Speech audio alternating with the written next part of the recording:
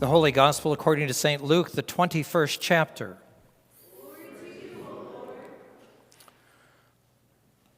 This passage comes, Jesus is already in Jerusalem, teaching in the temple, and we start to hear some of the phrases, some of the images from what's called the mini-apocalypse, basically the understanding of the end times and the return of the Son of Man, and for God's work to turn the world right side up. Watch out. So they're in the temple. Some were speaking about the temple, how it was adorned with beautiful stones and gifts dedicated to God. Jesus said, "As for these things that you see here, the days will come when not one stone will be left upon another. All will be thrown down." They asked him, "Teacher, when will this be? What will be the sign that this is about to take place?" "Beware that you are not led astray. For many will come in my name and say, 'I am,' meaning I am Messiah. The time is near. Do not go after them. When you hear of wars and insurrections and protest marches, do not be terrified, for these things must take place first, but the end will not follow immediately." Then he said to them, "Nation will rise against nation and kingdom against kingdom. There will be great earthquakes and in various places famines and plagues. There will be dreadful portents and great signs in heaven." You've seen stuff like this, haven't you? "But before all this occurs, they will," what? "Arrest you and persecute you. They'll detain you.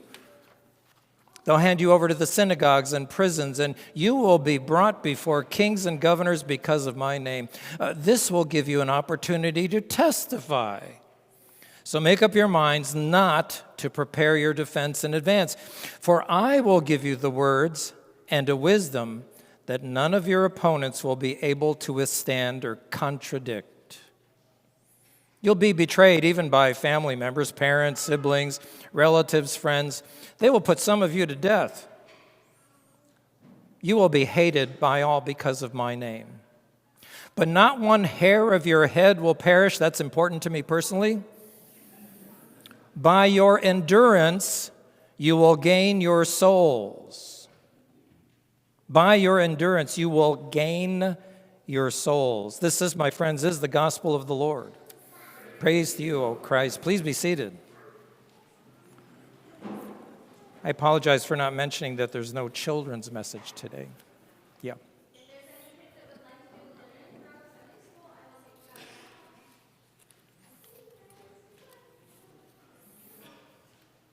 Yeah. The children have an opportunity to go to Sunday school. And thank heaven they were not subjected to a children's message today. Thank heaven. All right. I'm looking at what time it is. I'm really trying to get more focused. This is the third version of this sermon. The first one started with a 10-minute rant. And I just thought, oh, that's not fair to those poor people. Don't do that. And then there was another version, and here's this one. There are two lines that caught my attention wrestling with this passage, this gospel text. The first one was, all this talk about, others will show up, I am, he, Jesus says, do not go after them. Don't get caught up in the hype. Do you know what that means? Is that a modern enough version? Younger people, let me know, is there a new version of don't get caught up in the hype? Then I love the last one that kind of brings it to a close. It says, by your endurance you will gain your souls. I have a few things to say about that. So let's start with the first part. Do not run after them. Don't go after them.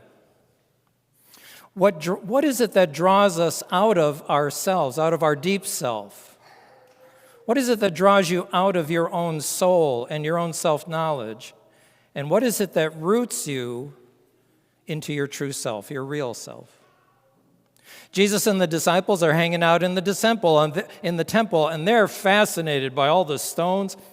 Did you know the Second Temple in Jesus' time was one of the wonders of the ancient world? It was magnificent. It was beautiful. They'd been working on it for more than 46 years under Herod. They put enormous funds into making it beautiful.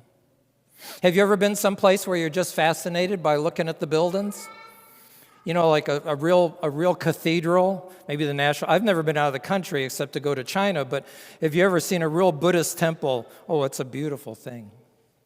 Or maybe you've been to Chartres or to Notre Dame. I know I'm not saying that right. Maybe you've been to the Sears Tower in Chicago. I've been there. Maybe you've been to the White House and the East Wing of the White House and how beautiful and historic that building of the people is. And Jesus is saying, don't get lost in the moment. Don't become so fascinated that you're just drawn into something outside yourself. Jesus warns them. Then Jesus goes on. He says, leaders will come and they'll say, oh, this one is God's anointed. Or this one God sent to save our country. Leaders will say things like that. There'll be wars and famines. We got enough of that going on now in our own life. There'll be arrests. People will be detained by men in masks and unmarked cars. Have you seen anything like that going on around you? Jesus is talking about exactly the same thing that was happening 2,000 years ago. There'll be tear gas in the streets, even on a Halloween parade. Fear and anger within you, the fear and anger will become so tightly wound together, it's hard to pull them apart. Fear and anger. Even our own administration today, to come to something more current, is staffing in our own administration intentionally say, we want to flood the zone. Have you heard that? We want to flood the zone. Our administration, federal administration, says that. They want to fill the news and the media with chaos and crisis and accusations and threats on a regular, steady basis. And it's very easy to get, and I'm going to look for phrases here, it's very easy to get caught up in the hype or to be distracted by the chaos or to feel dominated by the narrative. It's very easy to become overwhelmed by the news, the reports, the media, and even your social media. A few months ago, I found myself doom scrolling a lot. Has that happened to any of you? You know, get your phone out and start doom scrolling. It's hard to stop yourself. It's like, have you ever seen a video of a car crash that was just so crazy? You cannot look away from it. You're just drawn into watching the crash. It's kind of like that. And it breeds a kind of helplessness. And what's the other word that goes with helplessness? Hopelessness. Jesus is saying, don't go after them. Don't run after the blitz of distraction. Don't lose yourself in everything that's going on, all the crisis, the challenge, and the blitz. So what is it that roots you in your own life? What is it that grounds you into your true self? You know, have you ever had the experience of losing yourself? You know, you just got so wrapped up in what was going on, whatever it was, not necessarily our national crisis, but whatever's going on, you realize, oh my goodness, I've lost myself. I don't know who I am anymore. Have you ever had that experience? Fortunately, I've only done it about 3 or 4 times in my life. It's no fun. So what is it that helps you to come home to your true self? Right? Here's a few suggestions. I'll name them quick. 1, not going after them, the news, the doom scrolling, and all of that. Become very cautious about what is fascinating to you. Another tactic Jesus gives us. He says, do not prepare ahead of time what you're going to say in your defense, for your witness. Don't prepare ahead of time. Why is that? I love what James Allison says about that. He says, when you prepare ahead of time, I know they're going to ask me these questions and I'm going to be ready for them. You're buying into the rivalry. You're going to defend yourself by buying into the contentiousness. You people over there and my people over here. And your witness will be filled with rivalry and contention. He says, what does Jesus say? I'll give you the words. I'll give you the wisdom in the moment. Don't worry. The right things will arise in you. Jesus is encouraging us to be free and creative. I'll give you the words. Do you know any of those words that Jesus has already given you? This is a broken record for me. I apologize for that. Mercy, compassion, grace, reconciliation. Words like that. Healing. Here's another idea. We just got to celebrate the baptism of Miles Robert. Beautiful. Thank you for letting us be with you in that.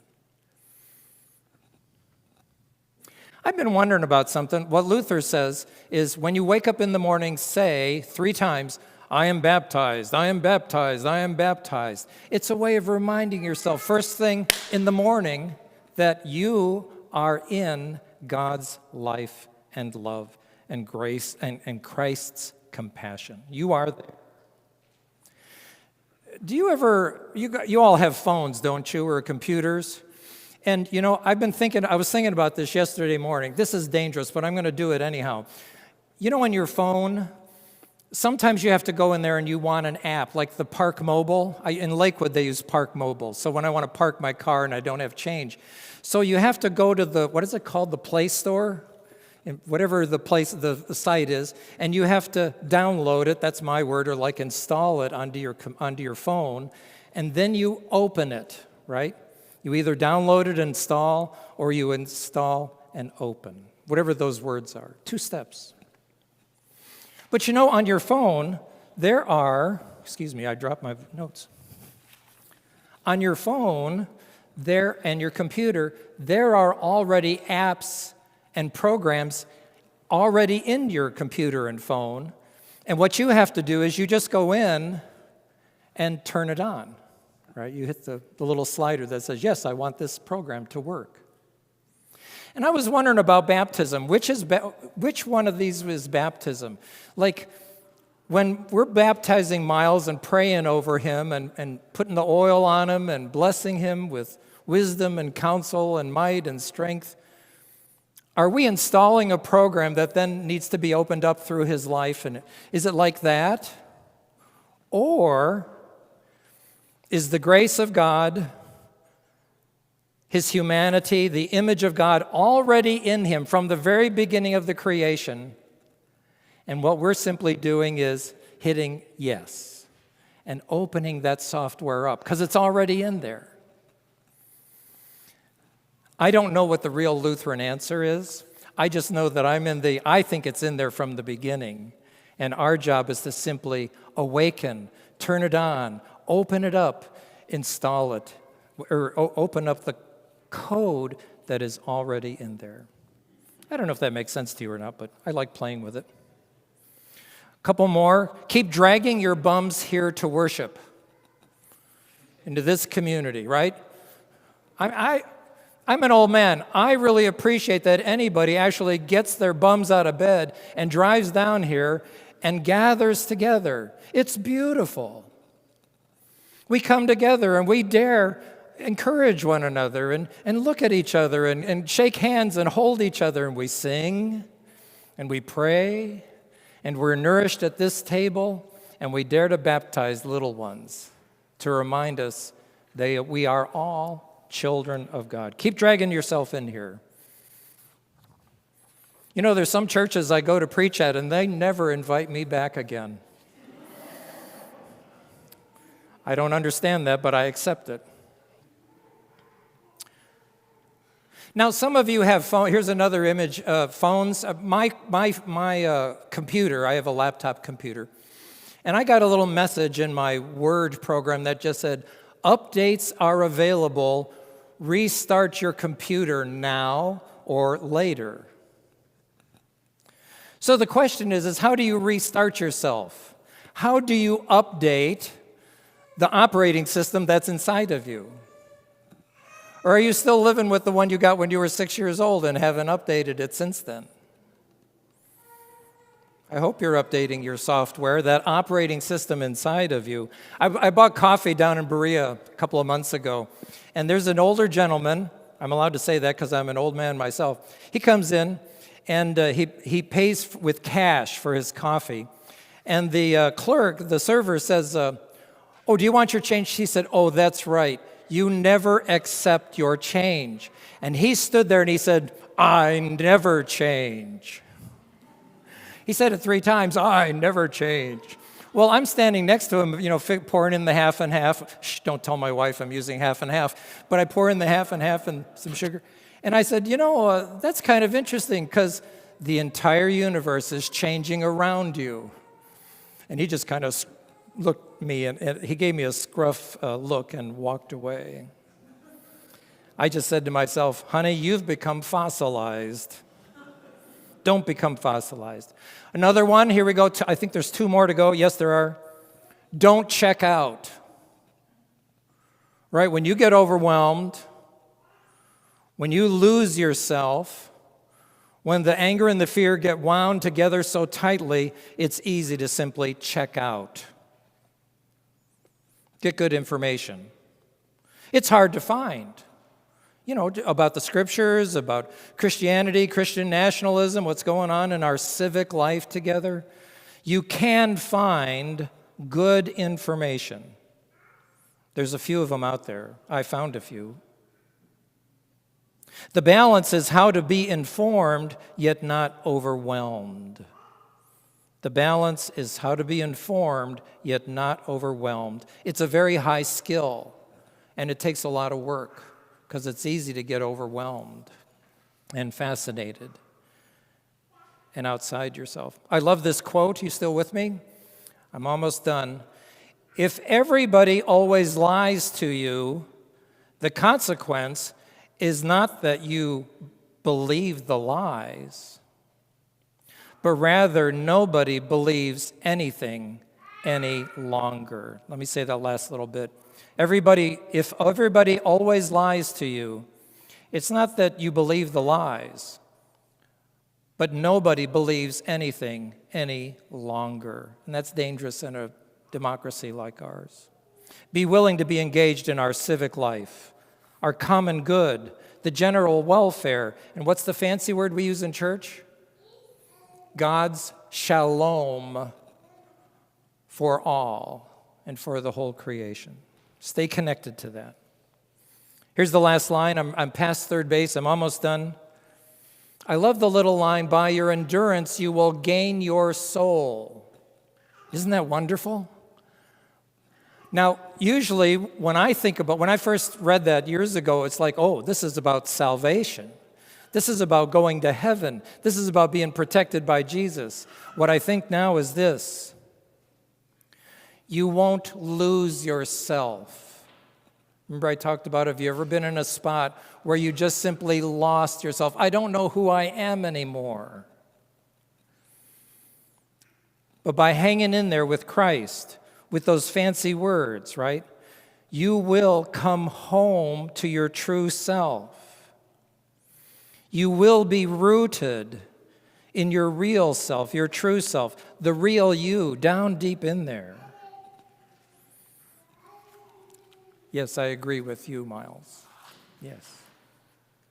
So, my friends, in these days, my prayer for all of us is that we be rooted in the life and grace and love of God and the presence of Christ in our lives. And with that, I ask you to say amen. Thank you. Well, I did go a little long. Okay.